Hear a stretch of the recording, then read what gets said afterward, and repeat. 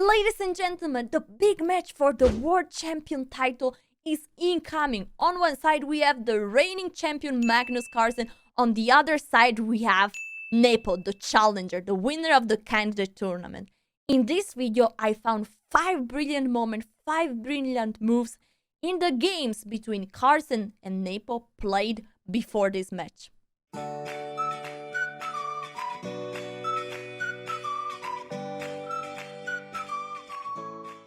First brilliant move. This game has been played in 2020 between Magnus Carlsen with the white pieces and Nepo with the black pieces. Here we have an equal position from a material point of view with opposite side castling, bishop versus knight.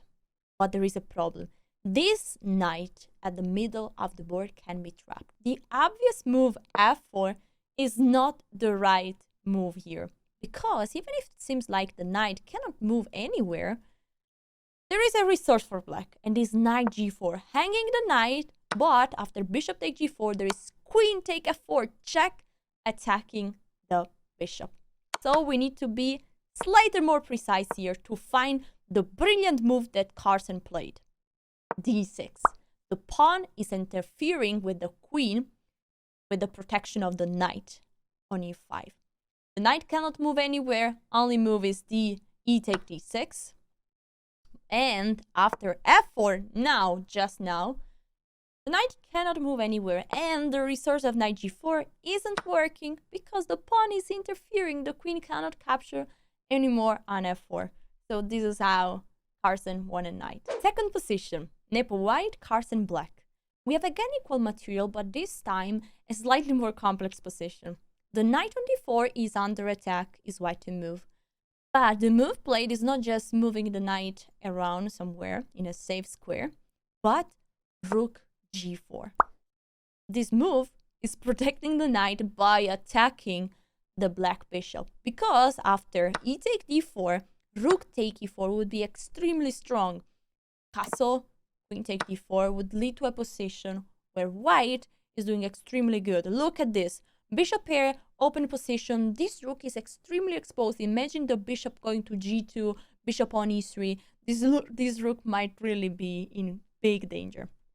So, of course, here Carlsen didn't take the knight and captured the pawn on b5.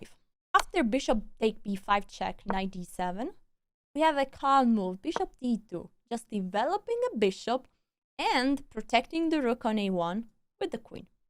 Carlsen goes on with bishop b7, and now we need to move the knight. And Nepo goes with the knight on f5, counterattacking the pawn on g7.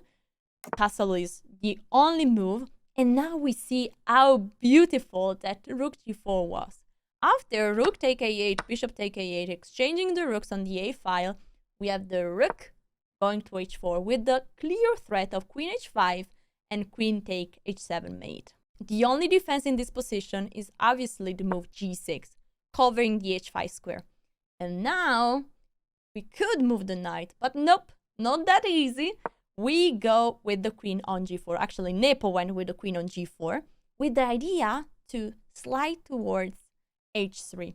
Of course, capturing the knight is not possible because after queen h5, we are giving mate at the next move. And so Carlsen played the move knight c5. Here Nepo went on with the move queen h3, following the plan of rook take h7 and then eventually a mate. And Carlsen had the possibility to find a pretty good defensive resource. Bishop take g5. The idea is that after rook take h7, which is threatening mate on g7, black is having bishop take d2 check.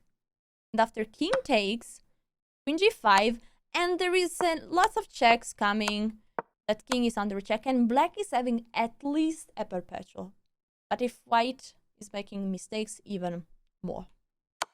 So this was the chance for Carlsen that didn't take, and he went for the move h5, which is the ultimate blunder here, because after the boom sacrifice of the rook on h5, black has to take, queen takes, and now the Carlsen played knight e6 and then immediately resigned. Because white is a super strong threat, g6 with the threat of queen h7 mate, And after g6, there is nothing to do, because if pawn takes, we take with the queen. After a few check, we can check again, capture the knight with check. And now if rook to f7, we have knight h6.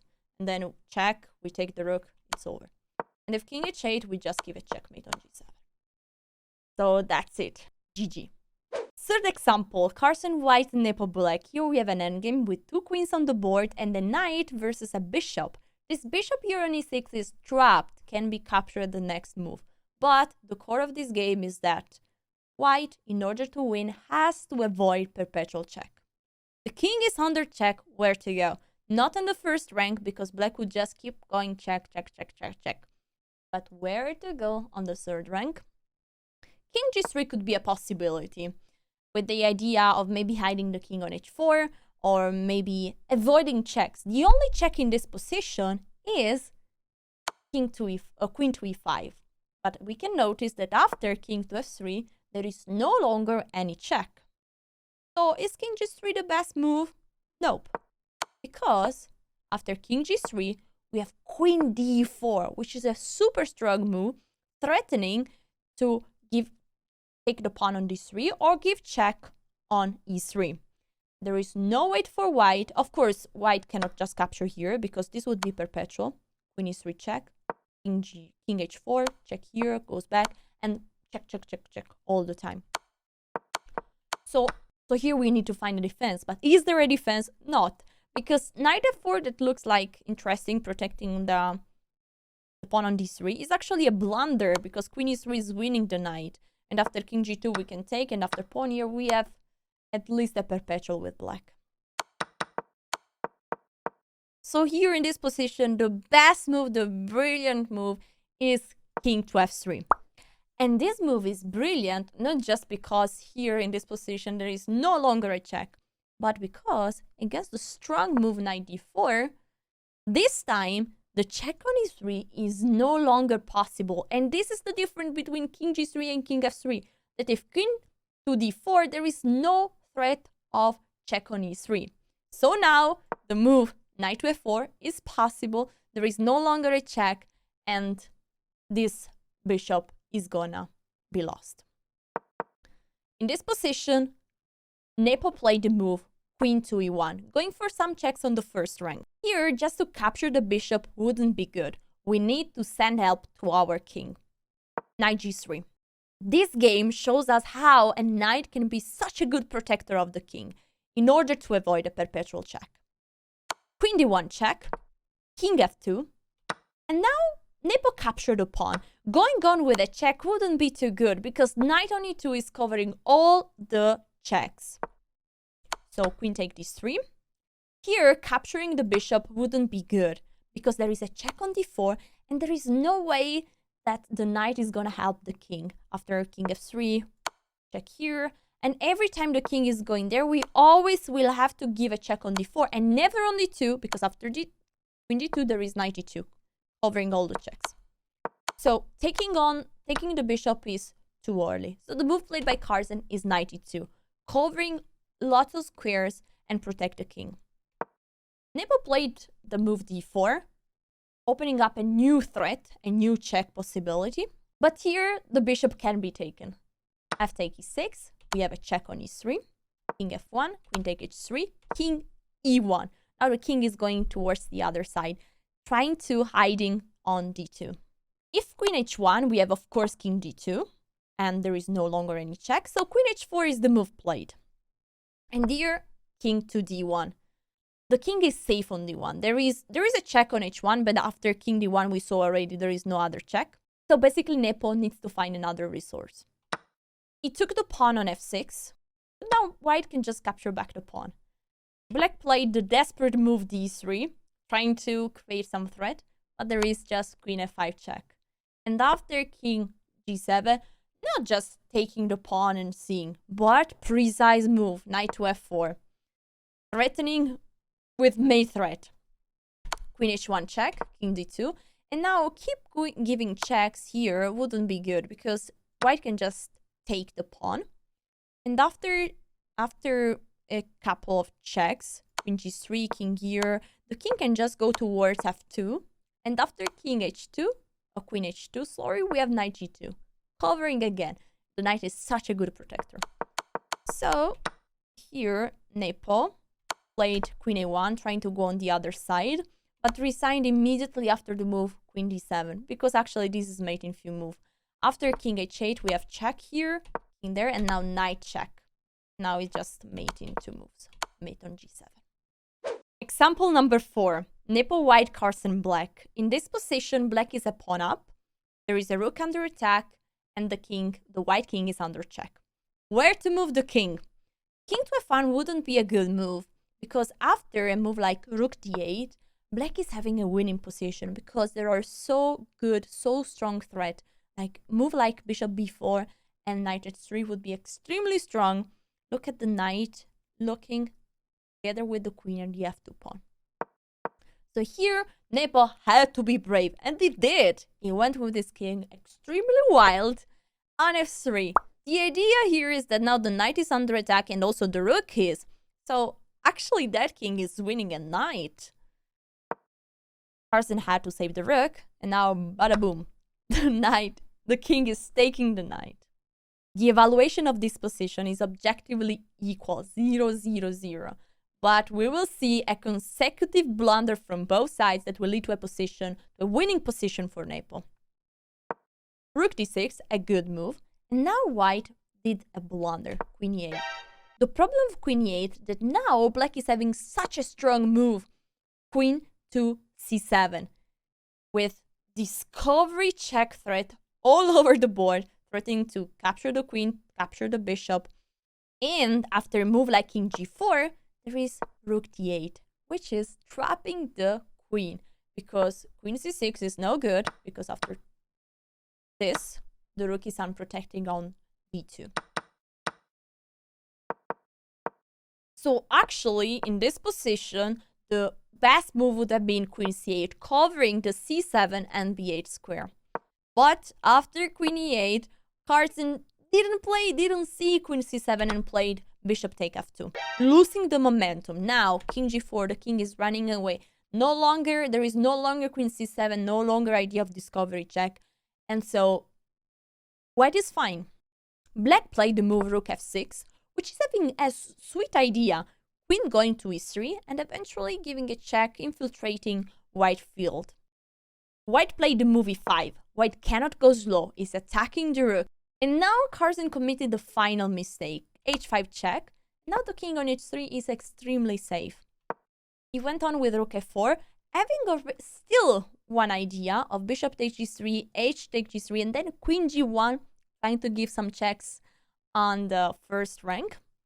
But here Nepo played the move e6, which is extremely strong, because bishop takes g3, the idea, and then queen f1 would be too slow.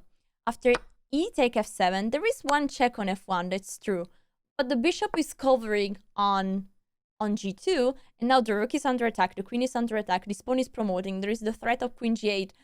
That's over. So in this position, black had to capture on e6, and after bishop take e6, there is the threat of rook d7, double attack to the queen and the king. So bishop d4 had to be played, stopping that threat. And now we have the final combination. Knight take h5, g take h5, and rook g2 check. The king is running away, but we have another check on g6, king e5, and eventually bishop to b3. Taking the king in the middle of the board, and of course here Carlsen resigned, because after king to f5 we have queen e6 checkmate. Last but not least, Carlsen white, Nepo black. This position is more or less equal. Black is having one extra pawn. The bishop on b5 is under attack, and now the move played by white is a calm, strong, normal move. Bishop d2. The bishop is attacking the black bishop, which is pinned because the queen behind is unprotected. The only defense here for black is the move bishop b2. And now we have an important moment. Here, exchanging the queens for white wouldn't be good, because let's not forget that black is having an extra pawn. So white found an incredible resource. Rook takes c8, rook takes c8, and now the brilliant queen a6. This move is as normal as brilliant. Because even if it's not obvious, the idea behind this move is extremely strong and unstoppable. This queen is simply going to capture a pawn on a7, eventually take also on b6, so collecting pawns. But a very sneaky idea is that the queen from a7 is also attacking the bishop, and behind it the pawn on e7, and aiming towards the king and towards an attack. There is no way to protect the pawn on a7, and so here black tried to challenge white with the move queen a2, attacking the rook. And now we have another beautiful sacrifice, which is rook take b2. And after queen take b2, queen take a7. Now, moving just this bishop would be really bad because the queen is just capturing on e7, threatening check, threatening queen bishop h6, and this would be too strong. So black had to find something and went with queen a1 check, king h2, and queen a4, protecting the bishop with the queen. But that's not possible after the move bishop d1.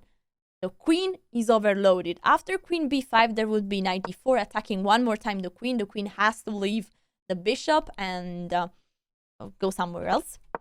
So here, Nepo took the bishop, and after queen take d7, this rook needs to be protected. A move like rook to f8 wouldn't be too good because clearly bishop h6 would be too strong, attacking the rook, but also white is just threatening queen take e7 and queen g7 mate. Also, going wild, trying to counterattack is not good because here white can just give a check, and now there is a beautiful combination, bishop h6, giving up the bishop, the king has to take, queen f8 check, the king has to go to h5, and finally a beautiful mate with a pawn. So at this point, the only move is queen to c2, protecting the rook with the queen. The beauty is not over because after queen e6, king h8, Carlsen found another beautiful move, d6, which is removing the protection from the f6 pawn. After e take d6, the queen is taking the pawn with check, and after king g8, bishop h6. Very natural, threatening mate on g7, only move to protect, queen c7. And now the last piece is joining the attack. Queen e6 check, king h8, and knight to g5. After knight to g5, Nepo had to resign. I want to show you how the game could have continued. After a move like b5, really there is not much to do here for black. We could have had check on f7, king g8, check on d8, very important, blocking the rook, protecting the 8th rank, king h8, and mate on e8. What a beauty. I hope you enjoyed my brilliant move selection. If you did, remember to like the video and to subscribe to the channel. Now it's time for everyone to enjoy the match between Carlsen and Nepo and see who will be the next world champion.